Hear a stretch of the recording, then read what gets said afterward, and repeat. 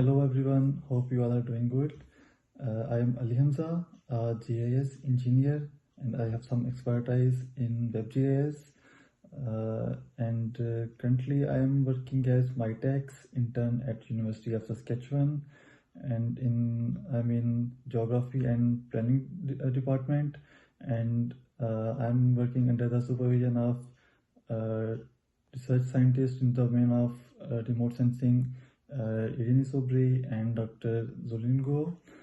So this workshop covers basics of WebGIS. The duration of this workshop might seem a bit longer, but I will divide into parts. You can like access those parts in which you are interested, and you can learn those things.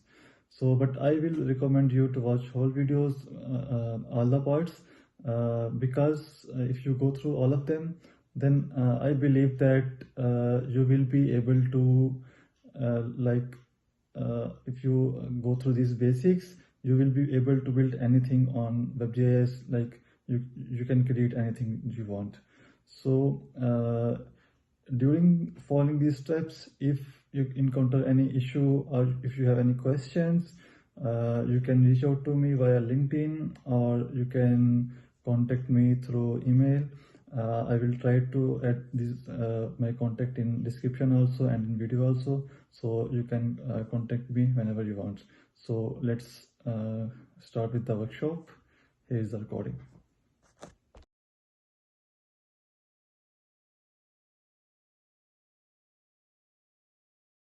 All right, good morning, everyone. Thank you for joining, both in person and online.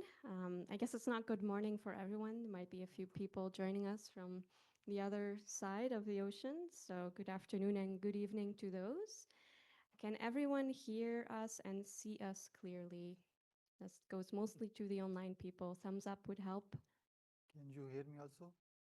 Can you hear me? Okay. Okay, I see a lot of thumbs up. Okay, that's wonderful. Great, wonderful.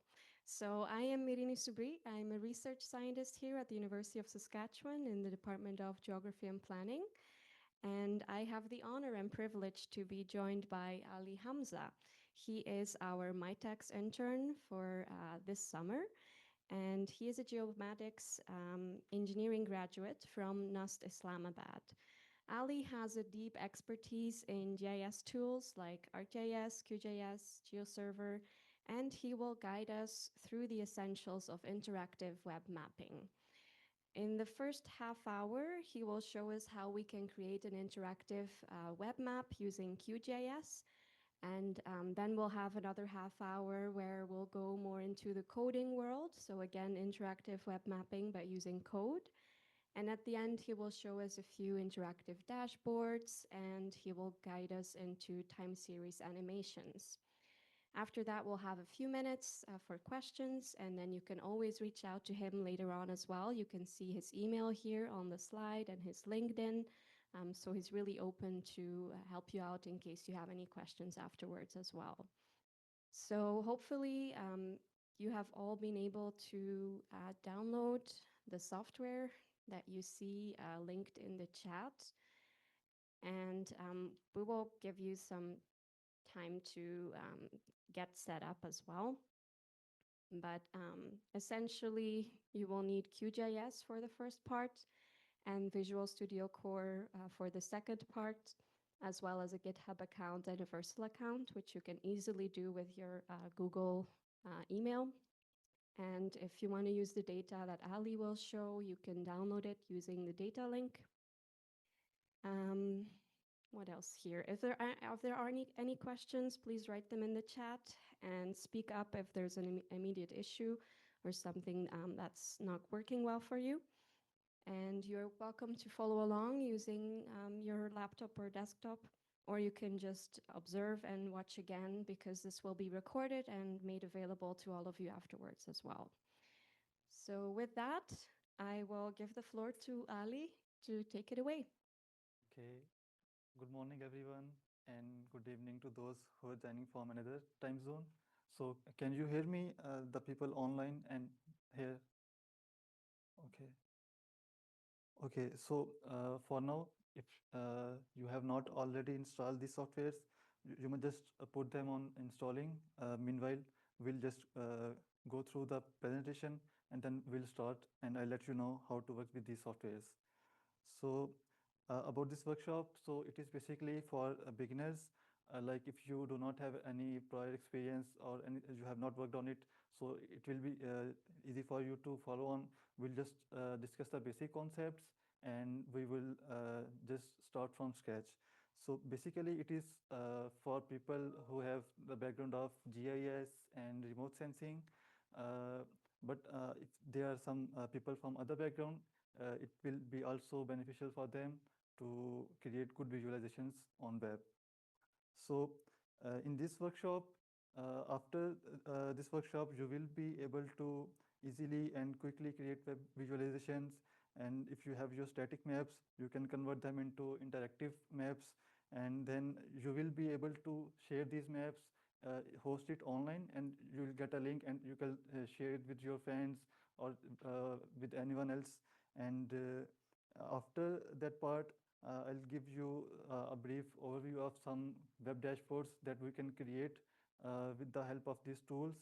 And uh, uh, before I will discuss just some tools which we will follow to create visualizations. But these tools might have some limitations. So to cover that, we will use some coding to create web visualizations of our own choice. And at last, if we have some time, I'll show you guys some interesting animations and we'll try to create them together. So before creating any visualizations, you should have a purpose. Like if you are a student, a teacher, anyone, you should have a, you might have a research, you might have a project, an assignment, you might be working on that, you might have created something, and then in the end results, you might want to show some visualization or something that is output of it. So the important thing is that you have to work on this on the project before, and then you have created something that you want your audience to let know. That those things will be those that you want others to understand. For example, uh, I have a dashboard over here that I created. So basically you can see that there are some layers on this map. So all the work was done before, like all the analysis and calculations, but just these layers were displayed on web to visualize it and help decision makers to visualize it and make decisions. So like it can help you to show others what have you done. So moving forward, so before creating visualizations, you should answer some questions like what kind of data do you have? Like it can be anything, population data, crime data, or if you are from remote sensing or GIS background, you may have some shapefiles, some rasters. So the kind of data also differs in the format, like it can be a raster and a vector. If it is a vector, then if it is a point, polygon, or line something else. In case of lines, it can be a road network, and in case of polygons, it can be some countries or places, and in other cases, it can be anything that you have worked on. So the main question is that you have to decide what do you want to show and how do you want to show. Like how do you want your audience to perceive that, what do you want them to understand from your research or from your output. So once you have decided that, we can move to visualizations. So uh, uh, we told you to install some softwares. So first of all, we will be working with QGIS. If uh, can you let me know if you have installed this software, the people over here or online? Just thumbs up, or you can write in chat if you have installed QGIS. Even if you do not have laptop or you cannot install, you can just stick with us and you can see how it will be also recorded, so you can watch later and you can follow the steps along. So if you have installed it, this is the interface. This is how it will be looked. So first of all, you will have to install a plugin here. So at the top, there is an option named plugin. So just go there and click Manage and Install Plugins. So once you do that, you have to search here QGIS to web. So you should be able to see this option over here. So I already have installed it. If you do not have installed it, you can install it. And when you do so, it should be available like this. So I hope most of you have it. If you have installed it, then you can access this plugin through web tab, and then you can go to QGIS to web and click here to create map. So you should see a dialog like this. So before creating any visualizations, I shared a folder with some data in it. So you can access this folder.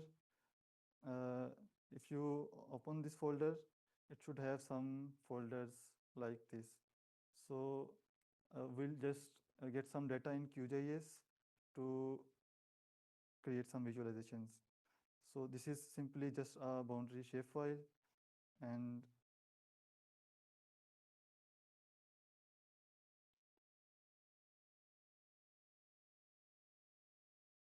these are some points. So basically in this case, these points are randomly generated point. These were for our fieldwork. So in our case, if in my case, I want to make a web visualization so that if I go to field, I can search, see those points, see my location according to those points and find them, and some things like that. So you can make anything according to your purpose. So once you have your data here, you need to go back to your plugin. Once you go there, you should be able to see those layers that you just added over here.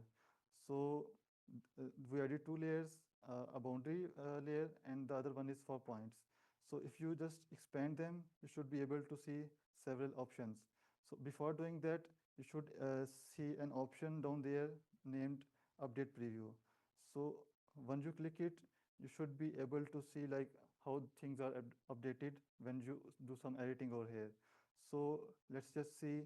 So there are points, there are several options. If I click cluster and then update preview, you may see that the points are in cluster. So I do not want in my case, then we can set up a pop-up that if I click some point, it should show its information like its ID, its location, and other things, its class that I want to see.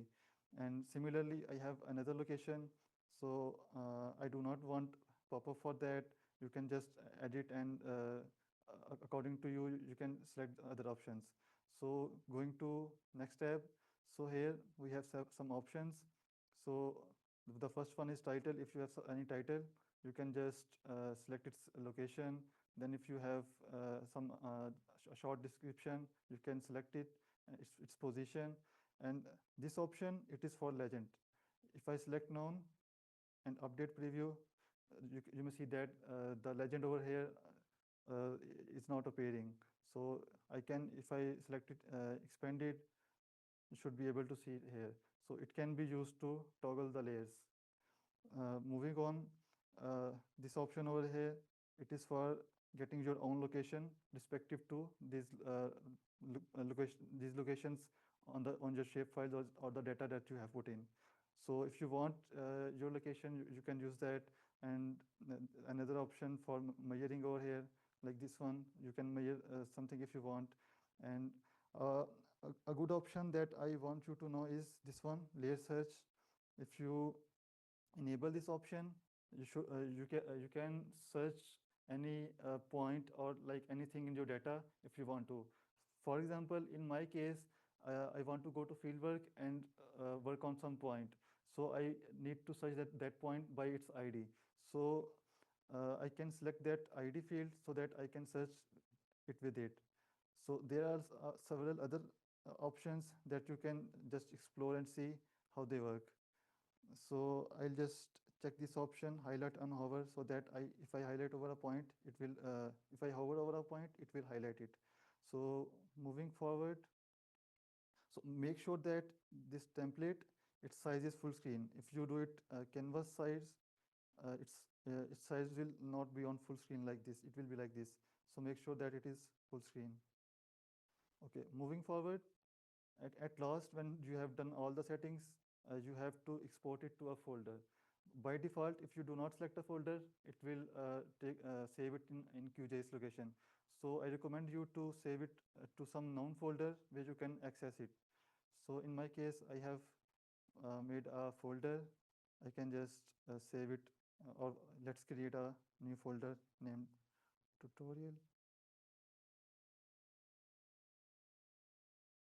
Okay, let's just select this folder, and then you just need to click export.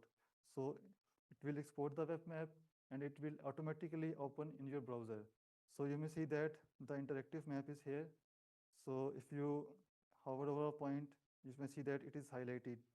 So if you click any point, you should be able to see its details like its ID, its class, and everything else. We have some other options, like this one is for locating our own location. This one is for measuring some length, like we can measure length if we want to measure between some points. And the option that I told you for searching. So let's say, let's select a point and see its ID. So we have a point, its ID is ALS 319. So I want to search this point. Let's see if I search this. So you can see that it shows a drop down of all the points. So I can choose any of them. Let's select, and you can see that it will highlight that point. So you can just go to that point. So this was visualization in my case. So you can do it according to you, like you might have some different data and different purpose, so you can do accordingly. But the basic thing is that you will have it like this in your browser. So for now, it is in just my browser, only I can access it. What if I want some other people to access it? So for this, we will use an open source platform named Vercel. Its name is mentioned in the chat. You can see from there, or you can just follow along me. Search Vercel, and just you need to go there. So if you already do not have an account, uh, you can just simply use your Google account to log in. It will just take less than a minute to do so. So after that, when you have created an account, you should be able to see some options like this. So I already have some projects over there, but we will create a new one. You can see an option to the right, new project. So to upload a project here, you cannot directly put your files here. What you need is you need to connect your project to GitHub. It will get that project from GitHub and then upload here. So first of all, we need to upload our project to GitHub. So for that, you need to have a GitHub account. Even if you do not have, there is an option, I will tell you later, you can use my account. So for this, you just need to go to repositories and create a new repository. So I will just name it anything. If you want, you can just set its description, and it depends on you if you want to make it public or private. In my case, I will keep it public so that you can also access it. So you just create the repository, and it should be there. So you remember that we exported it in a folder, this QGIS map. So just head to that folder that you created. In my case, I created this tutorial folder. So we'll go there, and you should be able to see a folder like this. So you just need to go in there. You should be able to see some files. You do not have to do anything with these files. Just the important one is this index file. Make sure that it is present outside these folders. So what you need now? So you can see that you have created a repository on GitHub. You need to bring your folder here. So the easiest option is just click that link, upload an existing file. When you click that, there should be an option like this where you can just drag your files. So in my case, I will select all the files that were exported from QGIS and drag them here. So it will upload these files over here. So one thing that I, I want to say is that remember to select this option. If you do not commit changes, it will not be saved, and then you will have to do it again. So once all the files are uploaded, as you can see, just click commit changes. When you do that, all the files will be available here, and they will be available online on this on the link that you can see in your browser. So now, as you can see that these files are over here. So now I want to connect these files to this open source platform, so that it can get these files and put them online. So I will just go to my GitHub, uh, copy the link of this repository and go there. So you can also follow this step because this repository is public. You need to go down, select this open third-party Git repositories. So what is it does it if there is any public uh, repository over there on internet, you can just copy its link and paste here. It will create a link for you and upload it online.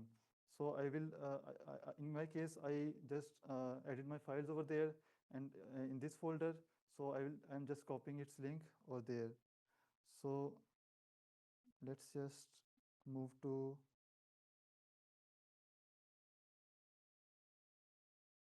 okay. Okay, no, you just need to continue. Okay, yeah, sure. So this is the link I'm sharing with you in the chat. You can access it, and then you may just go there and paste it as I did, and then after you're done, you just click on create. Oh, it is saying that the name is already in use, so I can just rename it and then create it. So once I click this, it will connect to GitHub, bring files from there, and it will upload it online. So it will take some time to bring files from there, and it will create a link that you can share with your friends, or it will be publicly available so anyone can access it. So as you can see, it is created. Let's just go to dashboard, and these are the links that it created. So once I click this link, so you should be able to see it online. So over here, it created a link which is publicly accessible. If I give it to you, you will be able to like see this visualization. Uh, I'm sharing this link with you if you want to see. So you can just go there and like see your data online.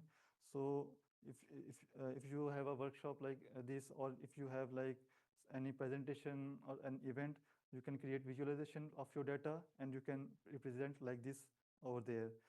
So for now, we worked with uh, vector data in which there were polygons and shape files. But what if we have some raster data? So for that, in the folder that I shared with you, there should be a folder named this. You can go in, and there should be two files. Actually, these are for shrub and tree prediction. So if you drag them there, and you just change their symbology, go to symbology, from single band gray, change it to single band pseudo color, and give any color. So in this case, it is tree. So for tree, I will select green, and do similar for shrub, but I will just change the color for shrub. Let's keep it red. Oh, okay, so once you have done that, you can just remove or turn off other layers. And again, similar to initial steps, just head to QGIS to web and go there. So here, I just wanted to show you the difference. Let's just update the preview. I wanted to show you the difference between vector and raster, how it deals with it. So in this case, if I have a vector, let's have, so there are some other options available. But for raster, for example, this layer is raster and this one is vector. So for raster, no other option is available, but for vectors, other options are available like pop-up, cluster, and several options.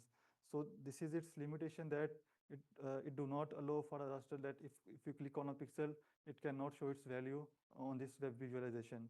So this is its limitation, which I told you that we can cover this with coding or some another tool. So at this point, we have covered to visualize your web maps on online. So basically, we just started from scratch. We had some layers, and we used QGIS to upload them online, and then like you have a link and you can share it with anyone. So at this point, if you have any question, let me know. We can answer that, and then after that, we will move towards coding part where we can create visualizations according to our choice. So if you have any question for people online or here, you can just let us know in chat, or you can just open your mic and speak.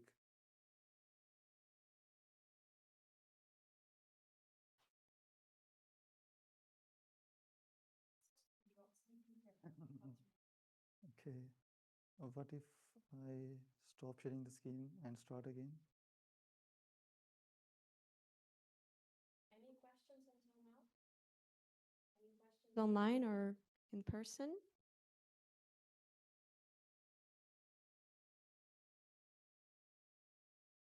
Don't be shy.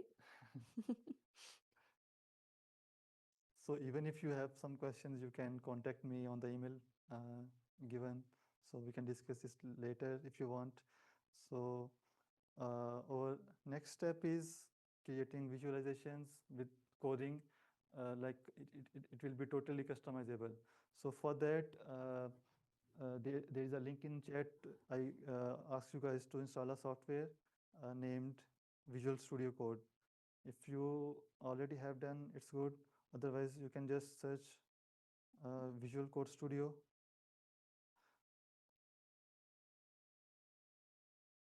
We do have a question. Okay.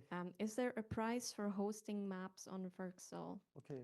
So on Vercel, to host on Vercel, there is no price. You can just log in into Google, and you can just host there.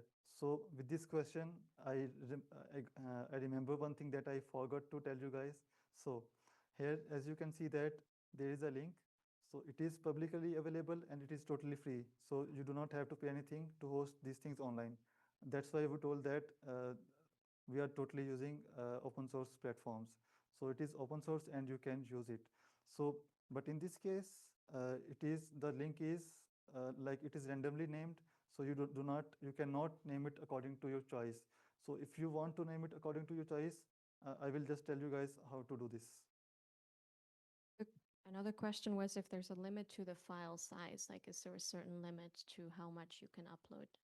No, I don't think there is a limit to file size, but for Vercel, a limit can be that uh, you might be able, if it is a small scale application like a simple visualization, it is totally easy to do so. But if you have a large scale application, like you have a database to connect and everything else, then that is not free. You have to buy some other tier for that, but it is totally free for these basic ones. So I was telling you guys that this link is randomly named, so you cannot choose it according to your choice in free version. So if you if you are a company or you are a professional and you want to name it professionally, like on the name of your company or something else, then you have to buy a domain. So luckily, I do have a paid platform. So I will just give a brief overview, like how does that work. So there is a service named Hostinger. So there are multiple services like this which offer some domain names and hosting services uh, on some cost. So you can choose any plan according to your choice. So I'll just give you an overview that how does it work and how, like if you have some company you want to do it professionally, how to do so. So here I have a domain named diskico.tech. So I bought it for a year for about like $10 to $15 per year. So if I click this link and if I go to this website, let's see what's there. So it's already there is already a website over there. So it is actually my final year project from my undergrad. So it's over there. But let's just use this to see how we can change it.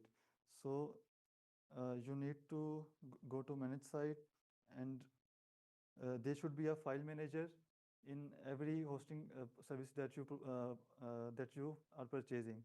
So let's just see how easily we can host our created map over here. So let's just wait for it to load. So here there is the public.html. Let's just remove the already existing files. So when I do so, let's go to the domain name that I bought and see what happens here. So nothing here because there is no file over here. So let's just bring the map that we just created on QGIS here over here and see what happens. So this is the folder that we created, and these are the files that we hosted on Vercel on free. So we'll just try these files on the paid version and see what happens. So it will just take some time to upload the files. Once they are done, you can go to that link and just reload. You can see that the map that we created, it is over there, and we can use it similarly with that domain name. So if you have any questions till that point, you can ask, and then we can proceed to others. We have two more questions from online. Mohammed Abdullah asks, sometimes the vector data size gets heavy. When we export it, browsers wouldn't be able to visualize it. What method would you suggest to visualize the work there? Should you think about tiling or simplifying the geometry? What is a more professional and useful Okay, method? okay. That is for like if you have a large amount of data. So for that, like for the people who do not know about it, you can use some tiling. There is an open source. It is not exactly open source, but it provides some limited amount of like you can work with it. So it is named as Map Tiler. You can just go there. You can search map tiler online, and you can, once you go there, you can upload your heavy files over there. Then it will just like it will create some small vector tiles of that data, and you can use it. Will also give you a link. Then you can use that link to create your visualizations easily. So if it is a large data, it can help you create its small tiles. And there is another question that simplifying geometry, but it can be a complex task. So the easiest solution is by using map tiler. And there can be several other options you can explore. So till now, if you have any questions related to this, you can ask.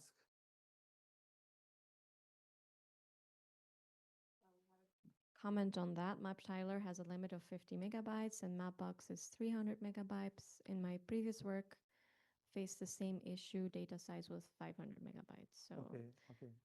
probably some kind of paid Yeah, service or I got it. something Yeah. would help it. So for Yeah. like I told you, it has a limit in free version, so you can use a paid version, or I have another way to do so. For example, uh, the project that I showed you in this case, if you have a large size data, but this one is not simpler one like we just created. Like it has a database connected with it, the one that I am showing. So what it does, you can create its tiling, and you can create map vector tiles. So what happens is uh, it saves your shape files or so your large data in database, and you can just query it according to need. So if you have a very large data, so let's say this was a flood layer for whole Pakistan. So what did was that it created map vector tiles. So once you are at it's like if I zoom to a small area, it will just bring the data for that area. So in this way, it could reduce the size that you are bringing to your front end from your back end.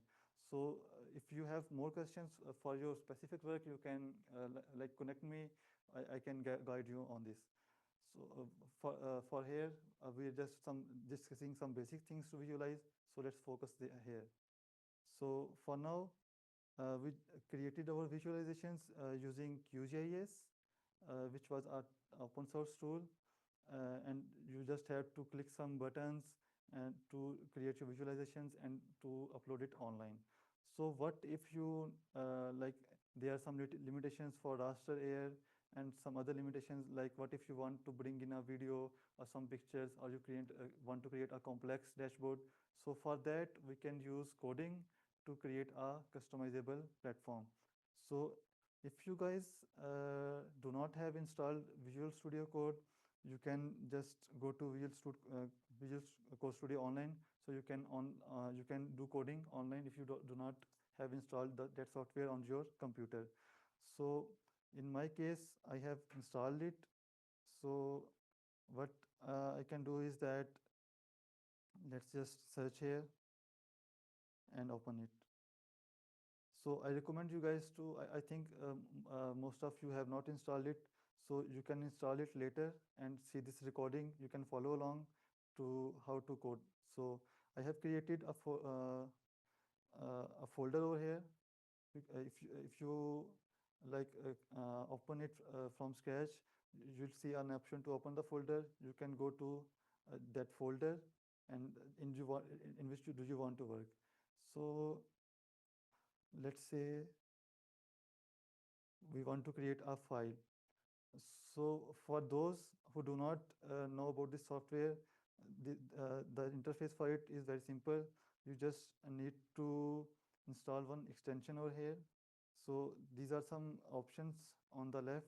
The first one is for file viewer. You can view all your files here, and some other options.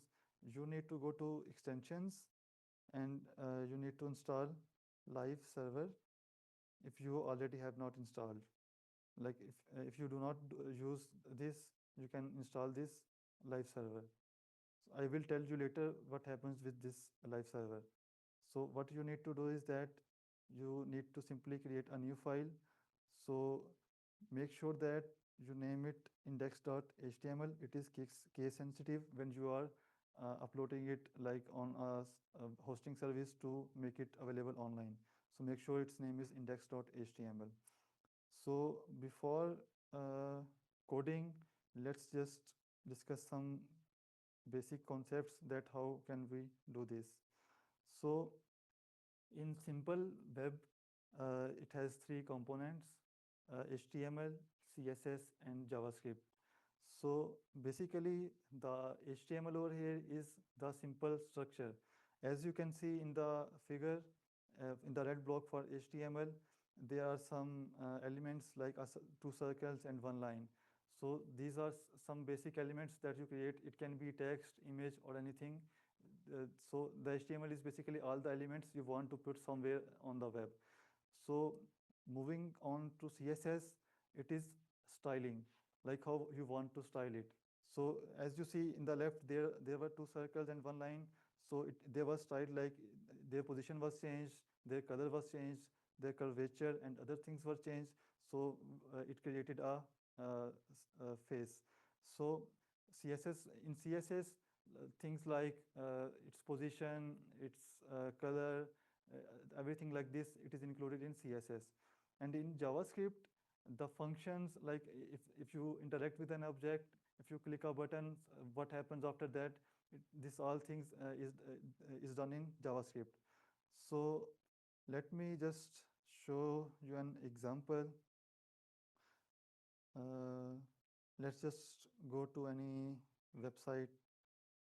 So here all the contents like this, let's just go to the one that we created,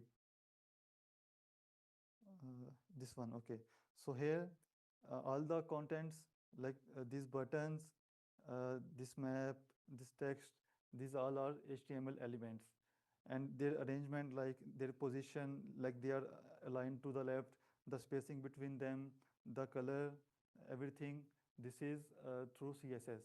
And like when I am hovering, you might see that yellow color. So it is actually doing something when I interact with some objects on this web page. So actually this is on through JavaScript. Like if I click on this button, it opens a pop-up. So it is through JavaScript.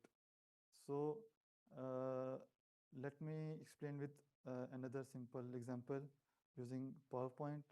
So if I create a new slide here, I type something hello, or like this. And if I add some image over here and some other things like that.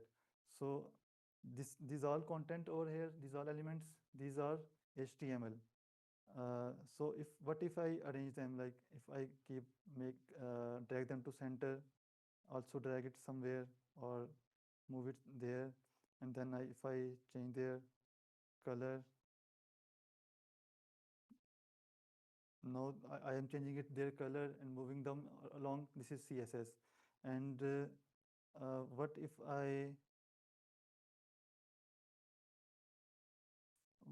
I want to show JavaScript with it? Let's say I click this and add some animation to it, floating. So when I click a button, it shows animation, like it brings through an animation. So it is through JavaScript. So let's move on to see like how we can do through coding. So if you have Visual Code Studio installed, uh, you will get a Copilot assistant. It is an AI assistant on the right. So you can use it to like take help in coding. So if you are using VS Code, if you type exclamation mark and click enter, it will bring the basic syntax of HTML over here. Like you do not have to type one by one. You can just use this shortcut, like type exclamation mark, click enter. It will bring all the basic structure over here, and you can just edit it according to your needs. So here I will let you know that what does this mean. So you can see that in this code there is a head section and a body section. So what is this? So as you can see over here, the head section means, like if you are with a GIS background, it is like metadata, data about data. Like it has the title of the page, some information about the page, the icon for the page that you want to use. And in case of body, all the content that you have, it will be in the body. For example, if I had to a page like this, it is amazon.com. So the title over here named amazon.com, it is in head, and the icon that you see here, it is also in the head section. And all the other content that you see here, these pictures, this text, this is in the body. So uh, I told you guys about to install this live server. So what was this for? So when you do coding, it enables you to visualize that what changes have you made. So once you have installed that, you should be able to see a Go live section down there. So if you click that, it will open your web page that you created. So for now, I just had the basic structure. I didn't put it anything in it. It is blank. So if I put anything in it, let's say there are the HTML works with tags like h1. If I click h1, there will be a tag like that. Let's type heading 1. Then if I want some other things, as I told you, if you have VS Code, there is a AI assistant with you, so it is automatically recommending you to like additional syntax. So you can just click tab and it will be coded automatically. If I click save and go there and reload, I should be able to see the content that I created. So there are multiple tags, like you can see it online. You can visit their documentation and see what does h1, h2 means. They are basically headings, and there are several other tags like P stands for paragraph. If I type something here, it will change over there. So this is the purpose of live server, that uh, you can see your changes while you are coding. So it helps you to understand that how to create your visualizations. So uh, we have done with the basics. So now we want to visualize our map through coding. So let's move to that. So our first step should be that we want to bring a base map over here.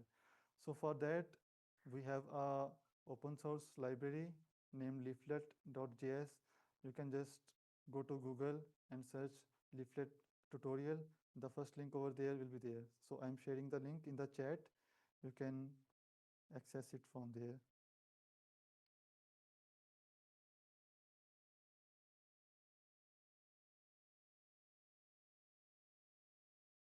So these these are all the tutorials that Leaflet offers. So like Leaflet, there are some other options. Google Maps is one of them, Mapbox, OpenLayers. Uh, Google Maps is free to some extent, but you need to generate an API key for that. You need to link your credit card or some card with it. So the Leaflet, it is open source. That's why we are using this one. So let's just start with the basic one. So over here, you should be able to see these two links. So I told you guys about CSS and JavaScript, that CSS is for styling, and JavaScript, it is for functions like performing any function on the web. So these two links are from the leaflet. It is an open source library. So if you copy this link and paste it in your code, then you will be able to access all the stylings and functions of leaflet.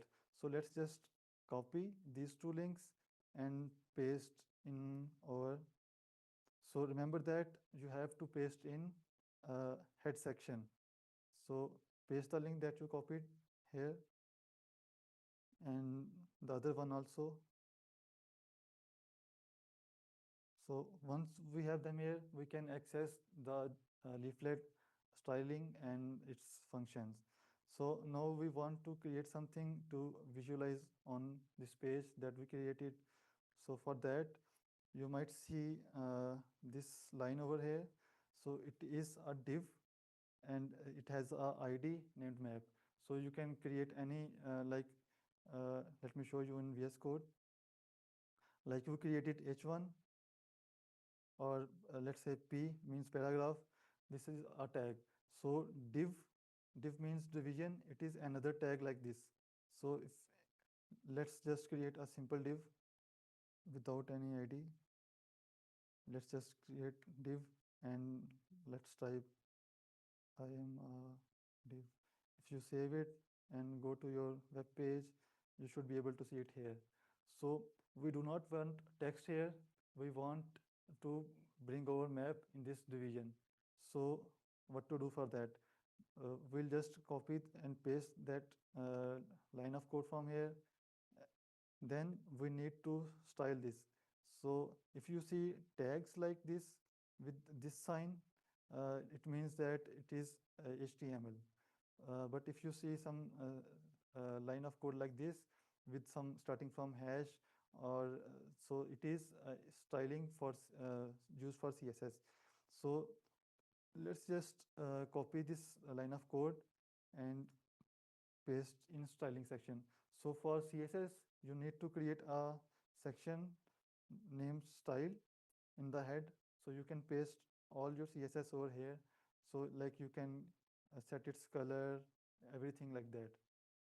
If I let's say select its color as this aqua. If I save it and go there, you should be able to see it there.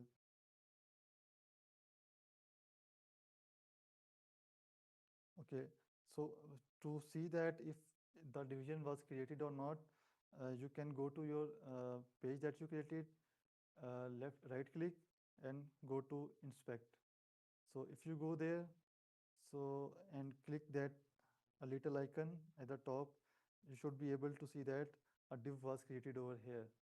So as you can see that a little text over here 1521.3 by 180. So this 180 is the height we just assigned it in the code. So if we write any text, it will appear in this color that we selected. So we do not want this color, so let's remove it. We just want to bring our map over here. So we have created a division over here and we want to bring a map in it.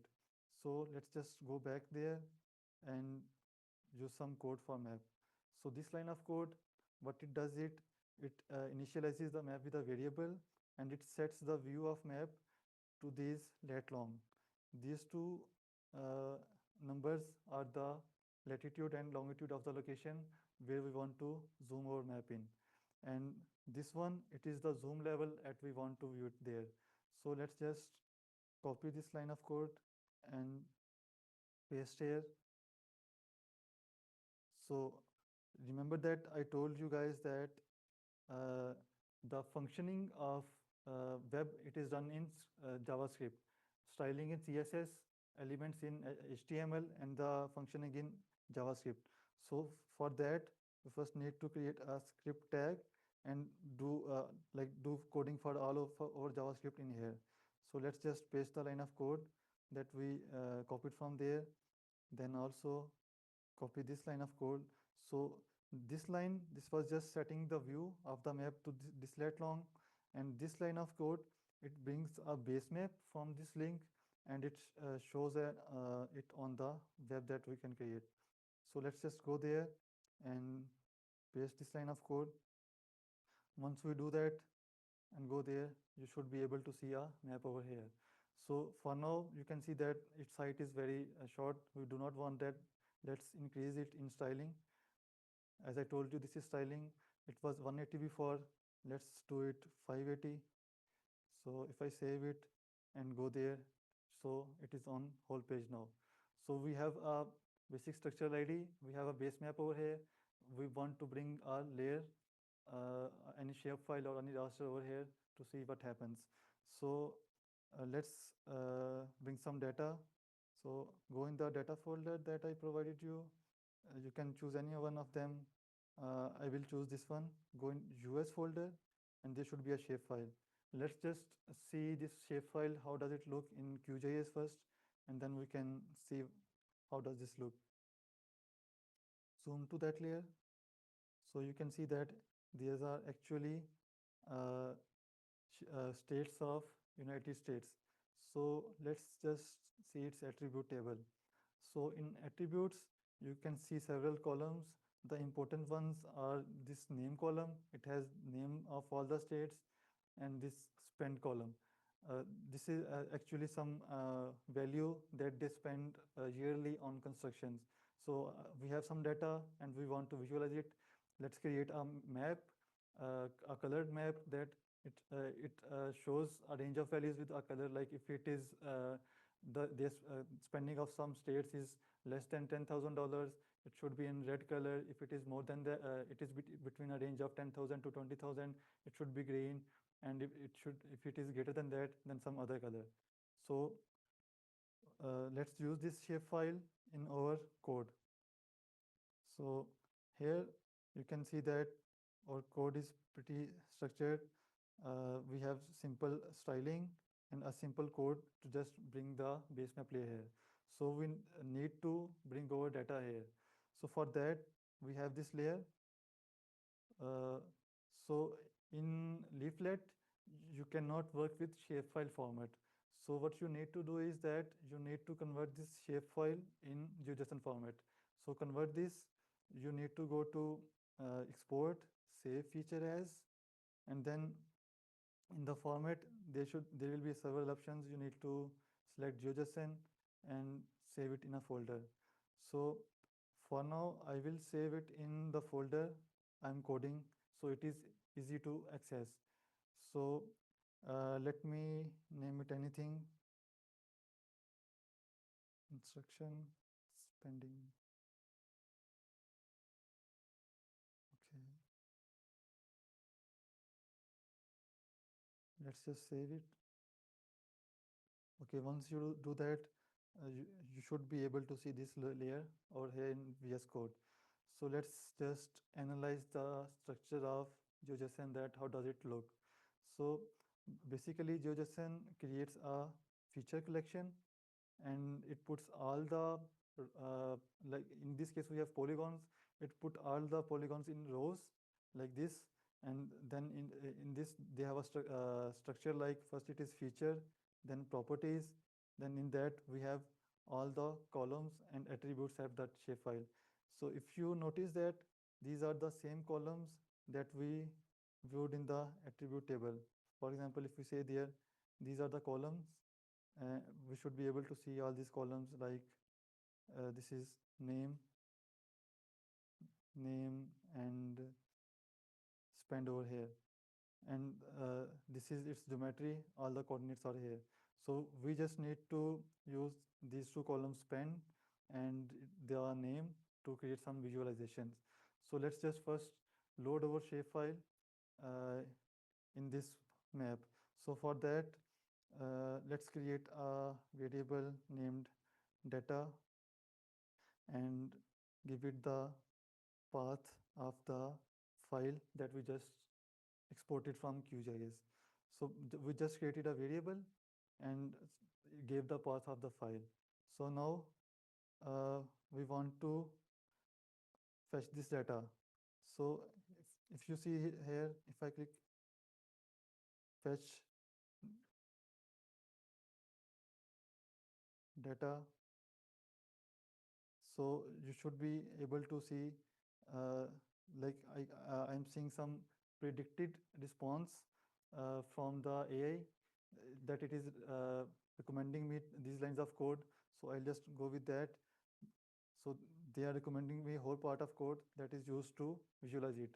So it is easier, like it recommends automatically that how do you want to visualize it.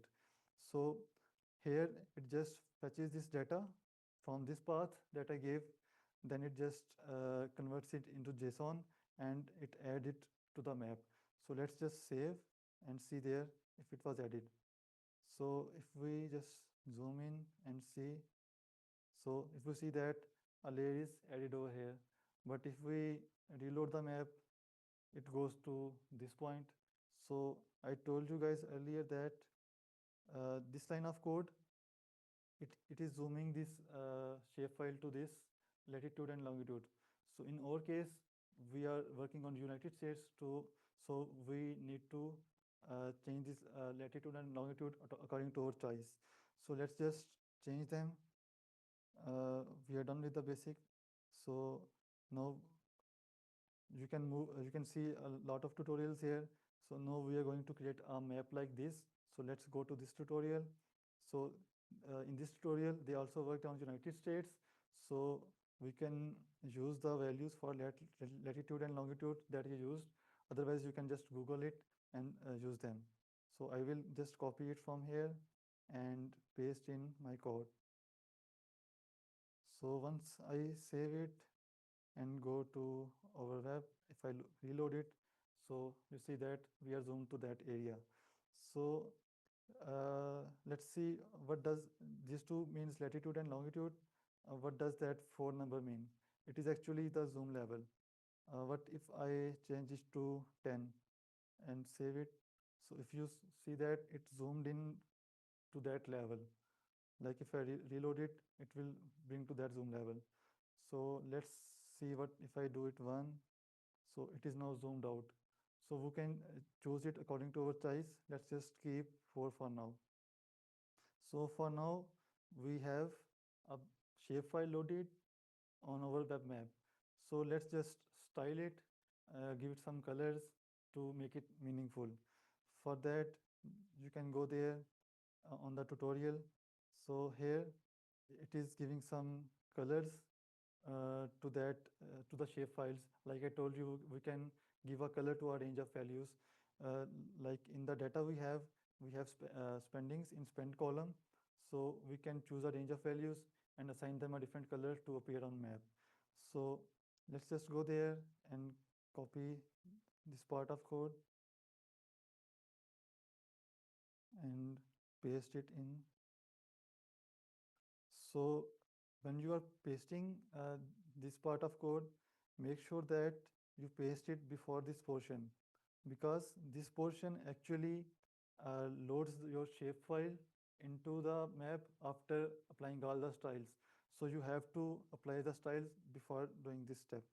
So let's just paste this part of code. What it does is it just give a range of values a color. There are a lot of them. We will not use all of them. Let's just use 3 of them and do it according to our data. So in this case, let's first analyze our data.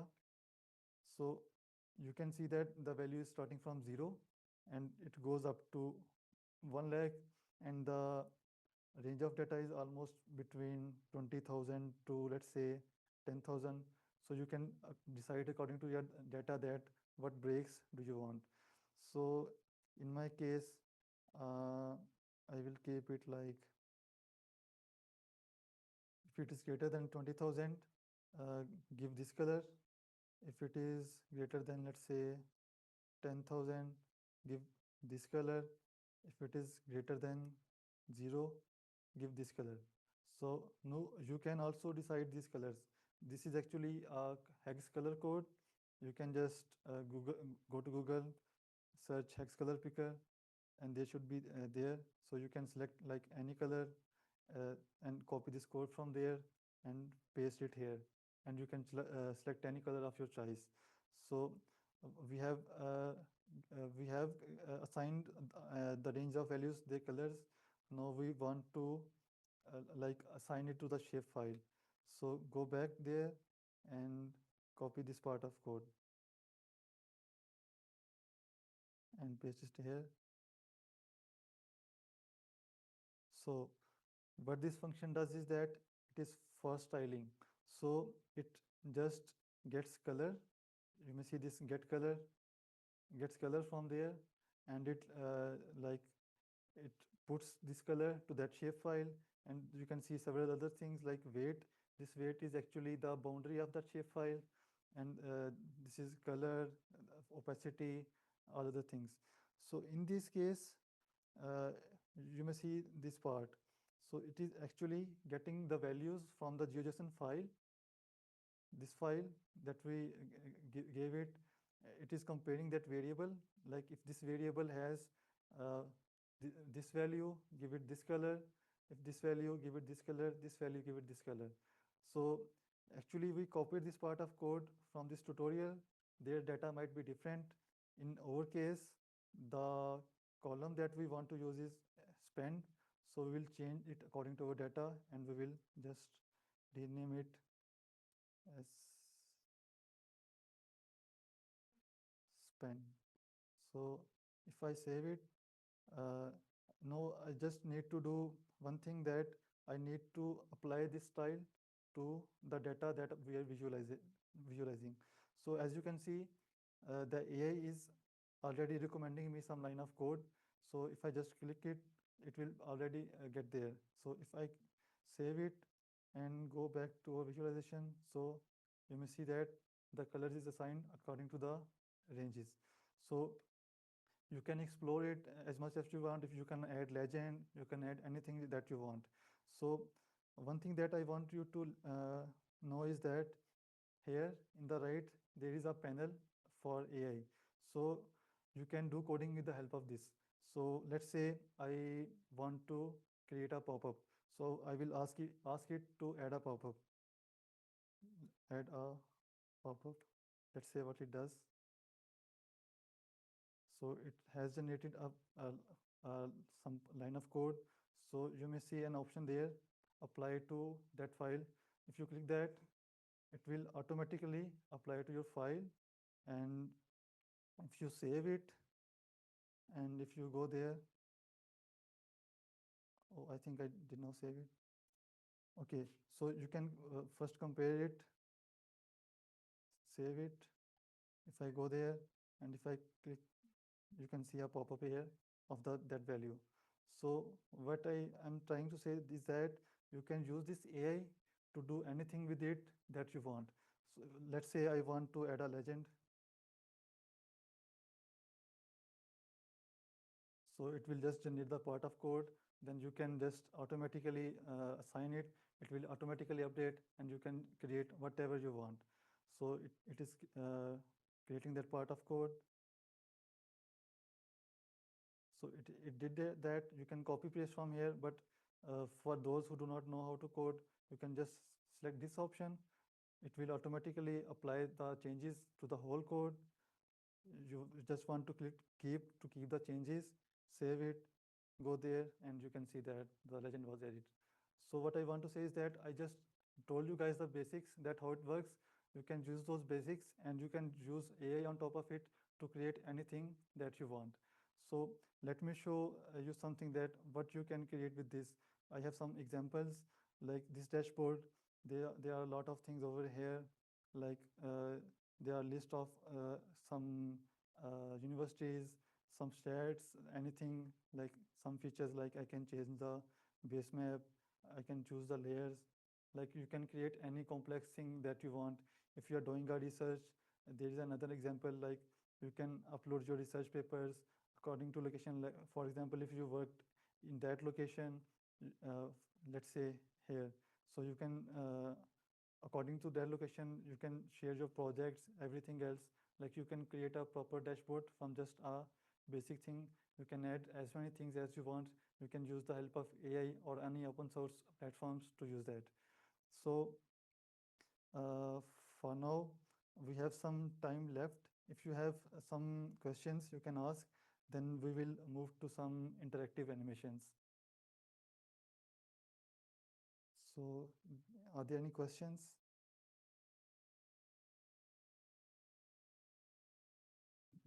We have some positive comments that it was really awesome and that they learned a lot, which Okay. is great. It's nice to see actually how easy it is. Some people think it's Yeah. quite complex, but Yeah. it's not anymore. So it's nice that we know now how to create those Yes. type of If you things. just understand the basic structure, you can use AI to create anything you want. Then I told you how to host it and share it online. Any questions from in person or online? Yeah.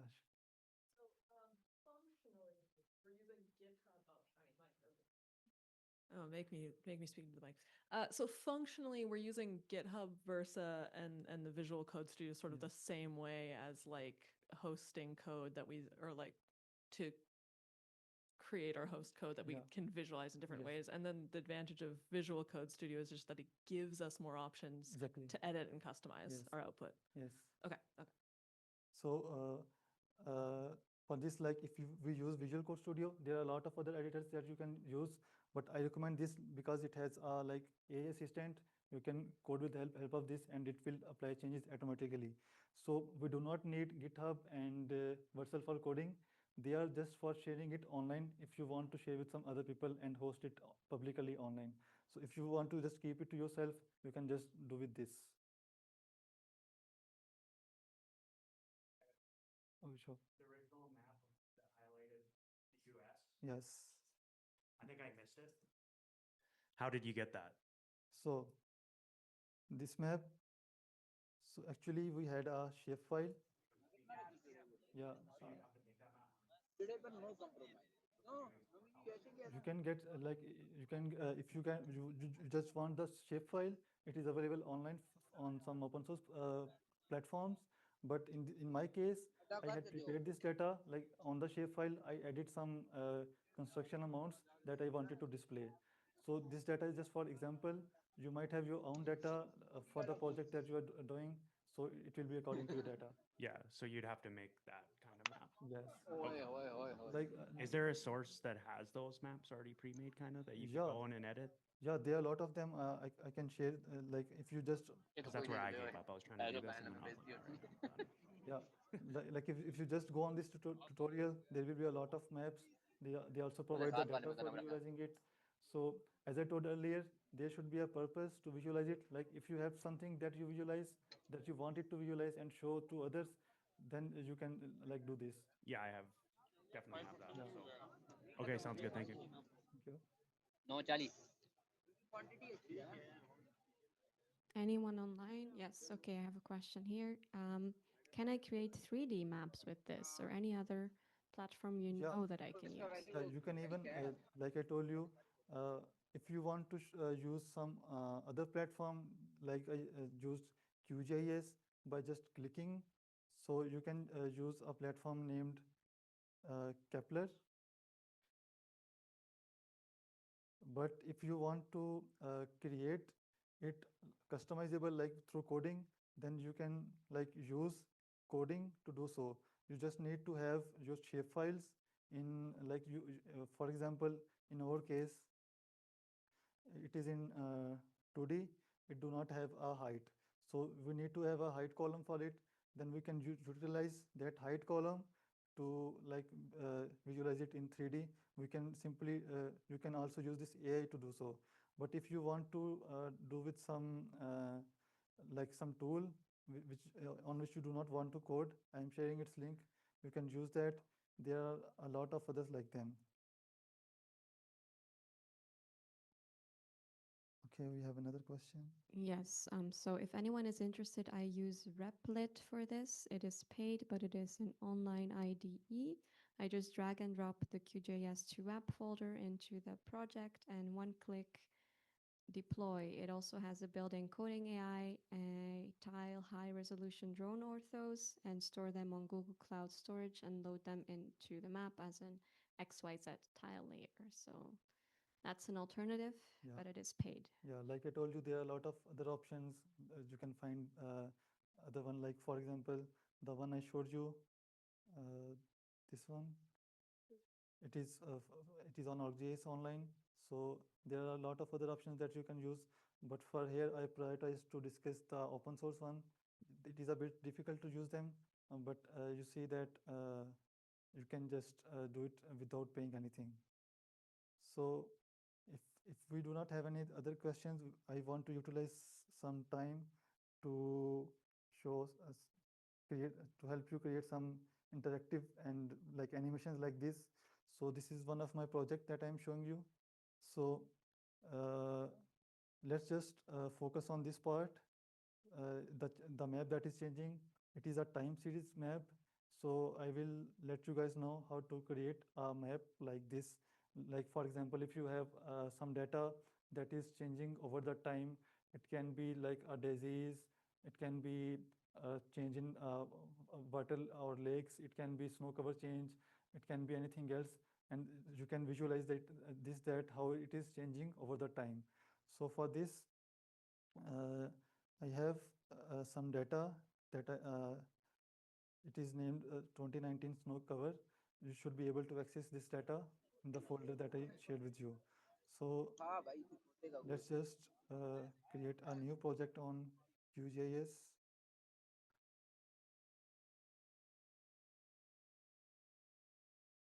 So we need to drag these are layers. These are actually 6 layers for 6 months. Actually, this is a snow cover layer starting from April to August. So these are one layer for each month.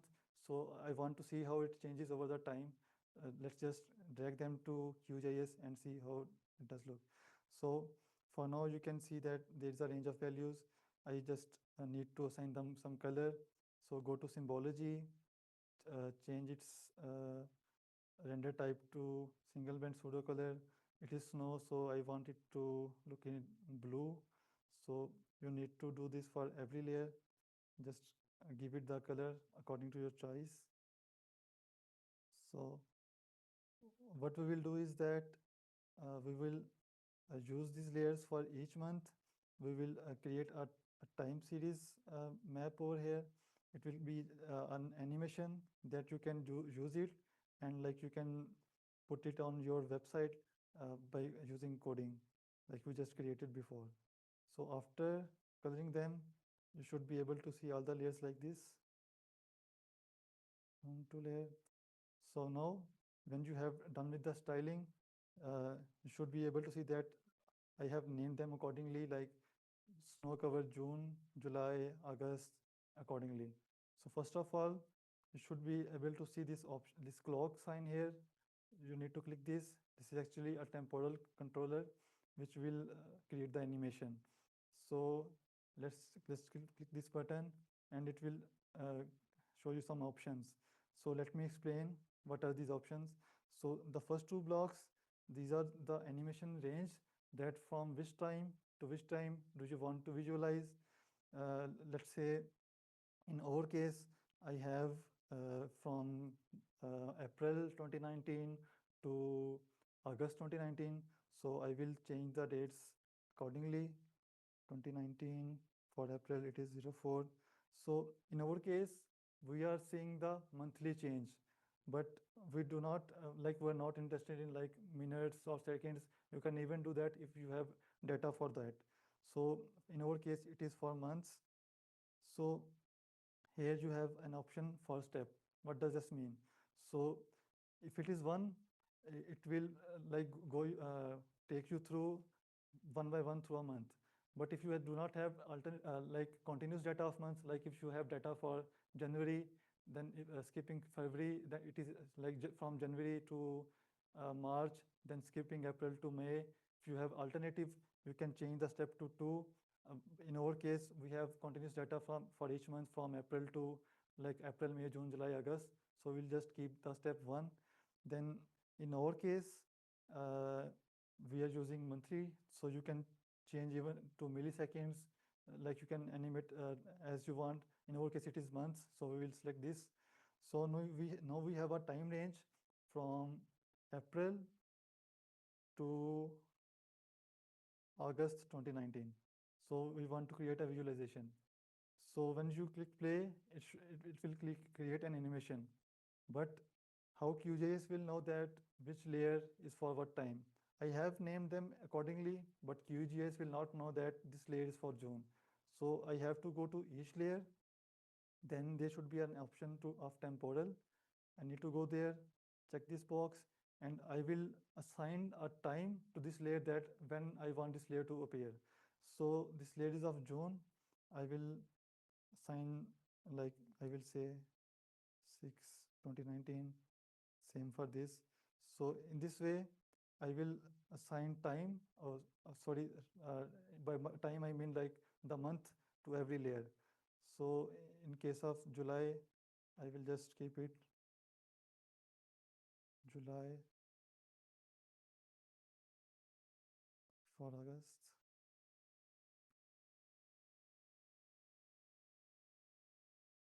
Change the month to 8. Okay. So you can do this according to your data. Like if you have monthly data, you can change the month. If you have like high temporal data, like of days or like this, then you can change it according to your choice. Like you can change these minutes or dates even if you want. So second last May.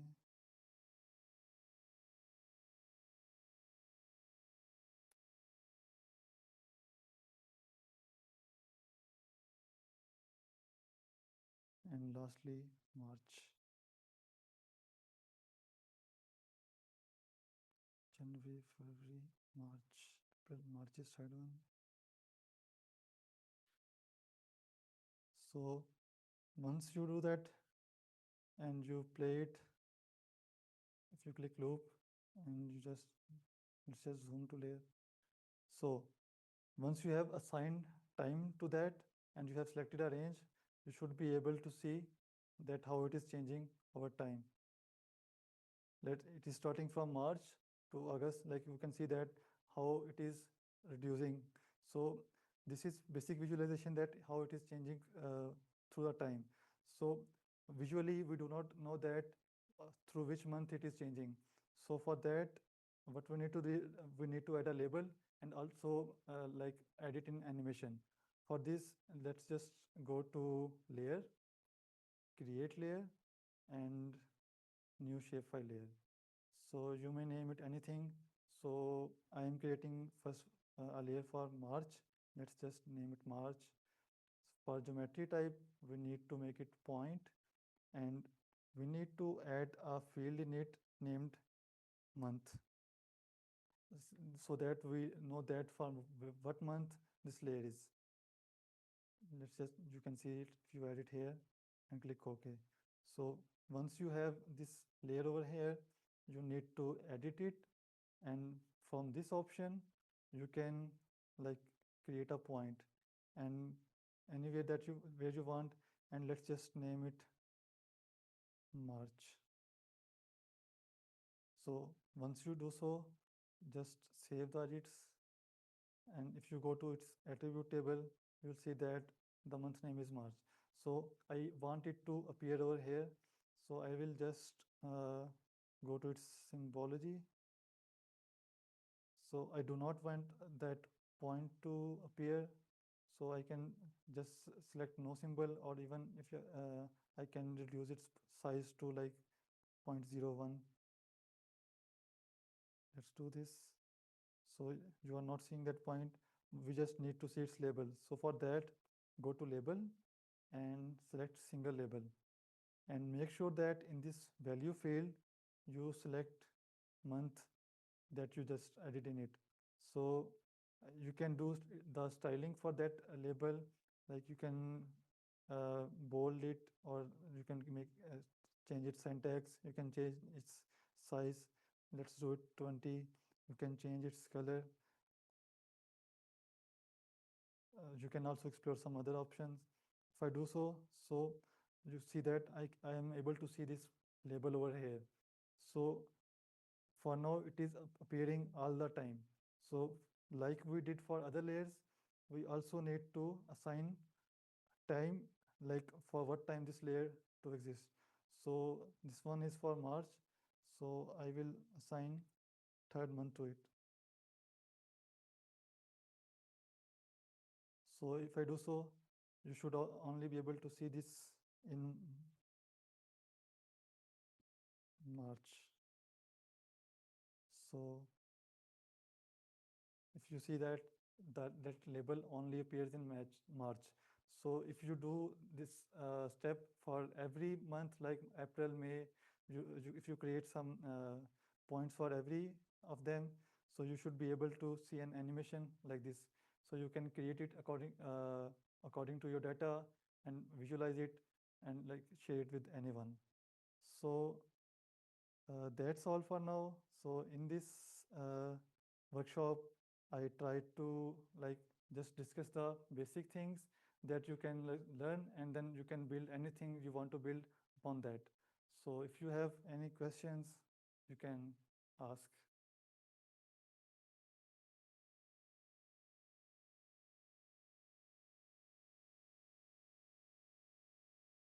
So much, Ali, for the great workshop. I think we all learned a lot. It might be a little bit tiring, a lot of information, but it's good this is recorded. You can rewatch in your own time and absorb everything.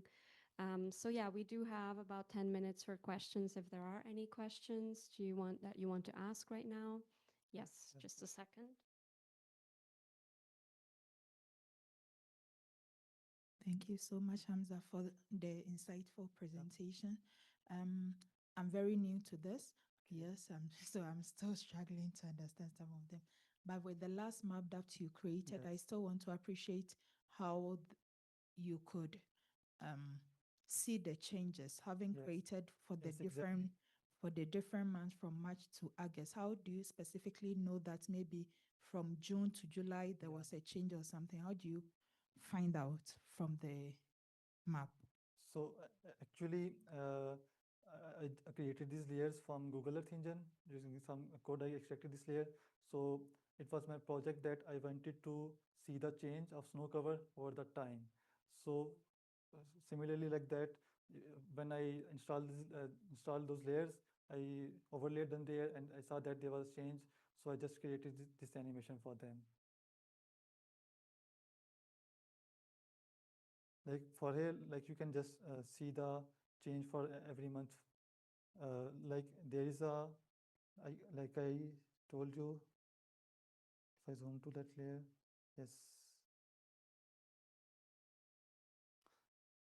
So here there is a label named March. So you can create this label for every month, like for June, July, August. So you should be able to see that label for every month. Then you can see that for this month it was like this, and for this month it was like this. So yeah, the data itself is based on satellite imagery, and we have to analyze, classify, and then we get that for every month. So it's a lot more work behind that. But if you have ready layers, then you can do something like this. Yeah. Other questions? Online, offline?